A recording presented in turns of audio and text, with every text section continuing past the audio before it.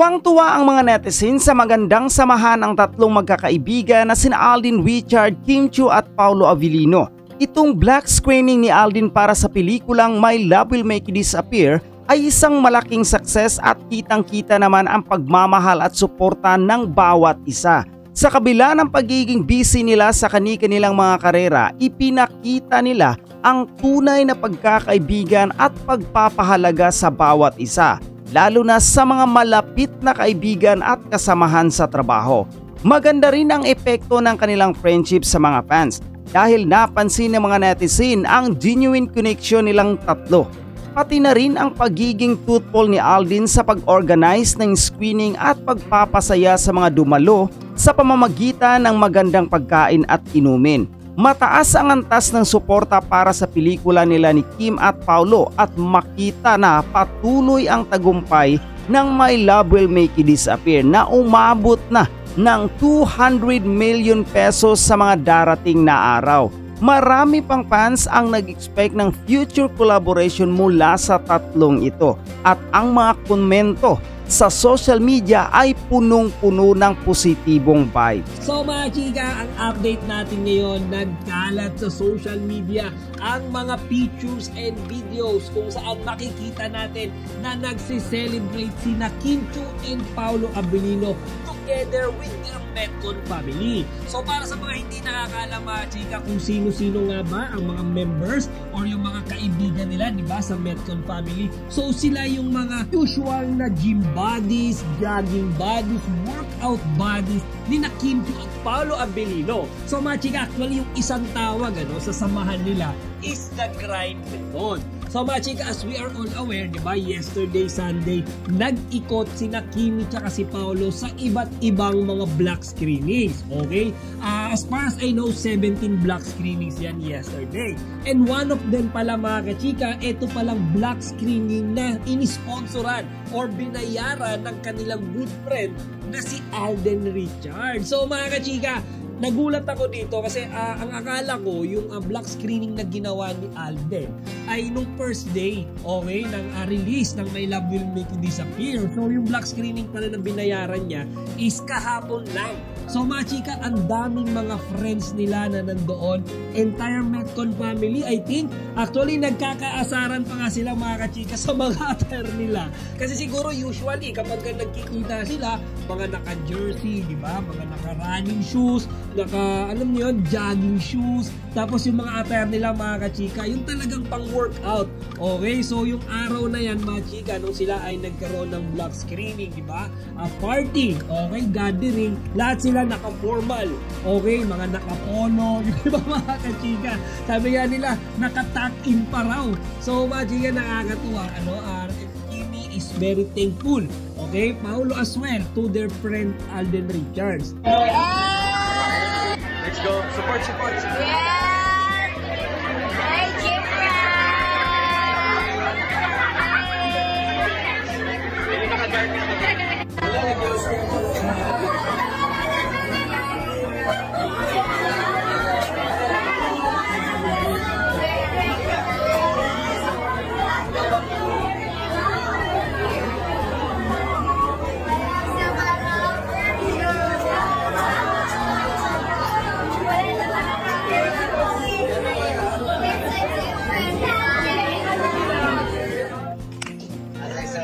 It's so weird to see everyone dressed up.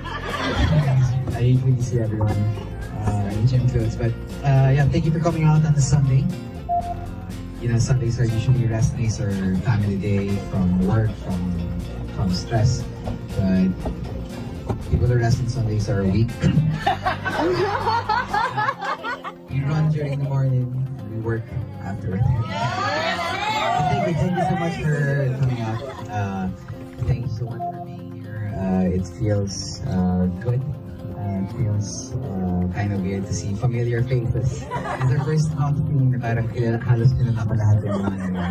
Ngayon mga chika, di siguro kayo aware dito, si Paolo Avellino tsaka si Alden Richards, friends na talaga sila. Okay? Wala pa yung Kim Pao, magkaibigan na sila kasi mga chika, pareho silang gamer. Okay? I remember sa isang interview, and ay napanood ko rin sa isang YouTube video kasi gamer din ako, mga chika. So napanood ko doon si Paolo tsaka si Alden, naglalaro sila nung Mobile Legends sa cellphone na magkakilala na sila. Okay, so hindi lang ngayon nagkakabanding si Paolo tsaka si Alden. Ever since before, mga kachika, talagang magkakilala na sila dahil pareho silang gamer.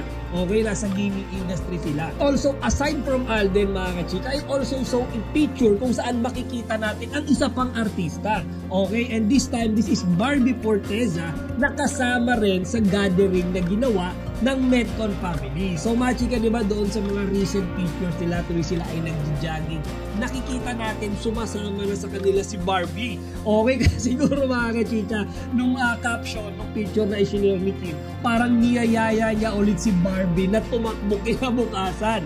So mga chika, nakakatuwa sila tingnan. Actually, habang pinapanood ko nga yung video, nakikita ko sila as parang mga bata, di ba? Parang tanggal stress, tanggal tension sa everyday. Parang yung exact moment na yun, nagre-relax sila, kwentuhan. Particularly Kimi and Paolo, nagkakaroon sila ng bonding time. Kaya siguro mga kachika, morning yesterday, di ba? Sama-sama rin sila, sabay-sabay sila na tumakbo, di ba, doon sa Run for a Cause. And then nung kinatanghalian, mga kachika, or hapon rather, diretso na sila, okay, sa mga block screening. And feeling ko, itong block screening na ginawa ni Alden is gabi, or maybe ito yung last na binisita ni Kimi tsaka ni Paolo. See, as what you can see, di ba, parang after nila panoorin yung My Love Will Make You Disappear ng sabay-sabay, parang diretso kainan na kaagad sila. So mukhang gabi na sila nakauwi dyan, mga kachika. Bakit? Kasi absent ngayong araw sa It's Showtime ang ating Chinita Princess. Then wala naman tayong any update from her, mga kachika, kung meron ba ulit siyang endorsement shoot or bibisita ba ulit sila ni Paolo, di ba, sa iba't iba pang mga block screen na schedule today. So most likely, mga kachika, nagpapahinga sila ngayon dahil na po yan. So overall, mga kachika, kitang-kita naman natin na talagang naging successful yung block screening with Kim Pau's Metcon family. Okay, nakita natin, di ba, sobrang saya nila. And then Kimi and Paolo are very thankful. Okay, kasi suportado talaga sila, mga kachika, di ba, nung kanilang mga workout bodies, mga gym bodies nila. Pero ako, mga kachika, tapatin ko kayo. Gusto ko rin magpasalamat sa Metcon family. Okay, dyan sa nag-grind method family nila. Kasi mga chika, sila yung madalas na nagbibigay sa atin ng paayuda. Okay, kapag si Kimi tsaka si Paolo nasa gym, hindi natin alam kung ano yung mga ganap. Sila yung nagsishare, diba, sa social media. So mga chika, no, in behalf of all the Kim Pao fan, thank you rin, diba, sa Metcon family sa pagsuporta nila sa ating mga individual. And let's jump to our next Kim Pao update, mga chika. And I think napanood nyo na to. Okay, and this is about the Metro's interview to Kim Chiu. Okay, eto mga kachika, yung mga time na si Kimi ay nasa dressing room. Okay, nagpe-prepare, mini-make-upan, okay, para sa kanyang magiging attire, di ba, for ABS-CBN Ball 2025. Ngayon, mga chika, naaliw lang ako habang pinapanood ko to kasi yung unang tanong sa kanya dyan, di ba, ano sa tingin niya, okay, yung susuotin ni Paolo for that night. Okay, yung sagot dyan ni Kimi, mga kachika, hindi ko alam kung siya ba ay nag-aasar. Kasi sabi niya, Paolo will wear his best smile. Okay, tapos tawa siya ng tawa, mga chika. What do you think Paolo Avellino will wear tonight? Paolo will wear his greatest smile. Smile lang pala yung sinuot. Hindi ko lang masigurado, mga chika, kung ano yung eksaktong iniisip ni Kimi nung sinabi niya na smile lang pala yung susuotin ni Paolo. Pero overall, mga chika, talagang panalong-panalo rin yung outfit, yung attire, di ba, ng Kim Pao nung ABS-CBN Ball, di ba, 2025. Kasi makikita natin na talagang parang pinag-usapan nila, di ba? Yung suot kasi ni Paolo dyan, di ba, parang naka-white tuxedo na very complimentary, mga chika. Doon naman sa parang rose gold, di ba, na attire ni Kimi, or parang light gold. So bagay na bagay sila, mga chika. Actually, kagaya ng sinabi ko doon sa nakaraang vlog ko, isa sila sa mga inabangan talaga noong mga nanonood ng live, di ba, sa social media. And then yung suot ni Kimi, Machika, actually nakita ko ngayon sa video, talagang ini-inspect ni Paolo. Okay, so dahil si Paolo mga kachika, sobrang conservative siya, di ba? Pagdating sa pananamit ni Kimi. Siyempre ayaw niya na nasisinipan si Kimi or yung nag-show ng too much skin. So talagang chine-check niya mga kachika. So happy naman siya mga chika. Mukhang pasado sa kanya yung dress ni Kimi that night. And then mga chika, no, nag-message din si Kimi, okay, dun sa interview niya with Metro, kung saan nagpapasalamat siya sa lahat, okay, ng mga Kim Pao fans na sumusuporta sa kanila ni Paolo. Okay, particularly mga chika, kasi nalaman nila or na-realize nila na majority pala sa mga fans nila, yung mga nanood, di ba, sa sinihan, are all seniors. Very happy by the overwhelming support of the people, not just here in the Philippines but also abroad.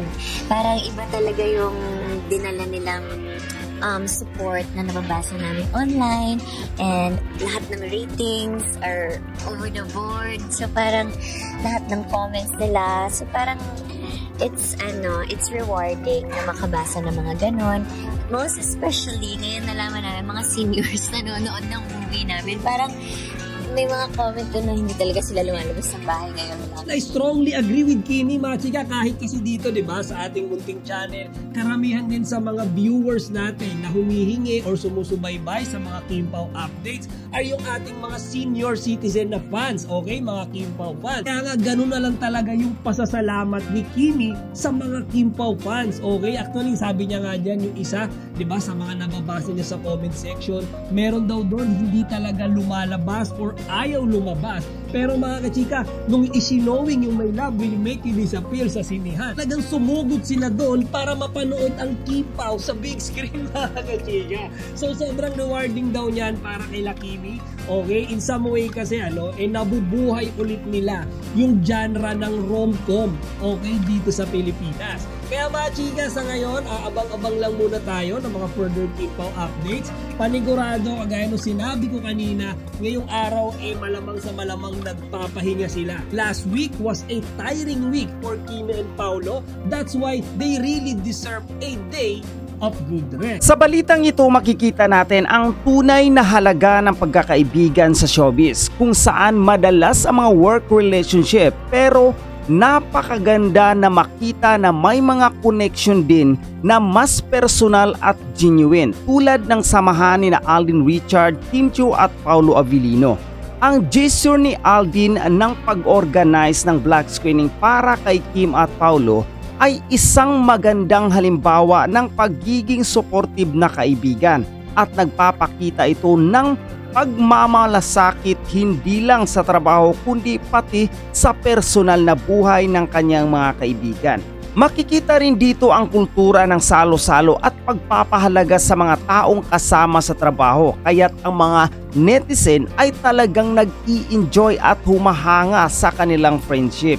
Ibinubukas nito ang mas maraming posibilidad na magiging inspiration sa ibang tao kung paano mapanatili ang magandang relasyon kahit na sa isang industriya na madalas ay puno ng pressure. Tungkol naman sa tagumpay ng pelikula nila ni Kim at Paolo, walang duda na nakakatuwa at nakaka-inspire makita na patuloy ang pagpapakita ng suporta ng kanilang mga fans. Ang pagkakaroon ng ganitong positive na feedback mula sa mga netizen ay talagang nagpapakita ng masarap na epekto ng pagkakaroon ng magandang relasyon sa loob at labas na industriya. Para sa akin, ang balitang ito ay isang magandang halimbawa ng pagkakaroon ng solid na friendship at kung paano ito nakakatulong sa personal at professional na buhay ng isang tao. Wanay mapagpatuloy ang ganitong klase ng suporta at samahan sa kanila.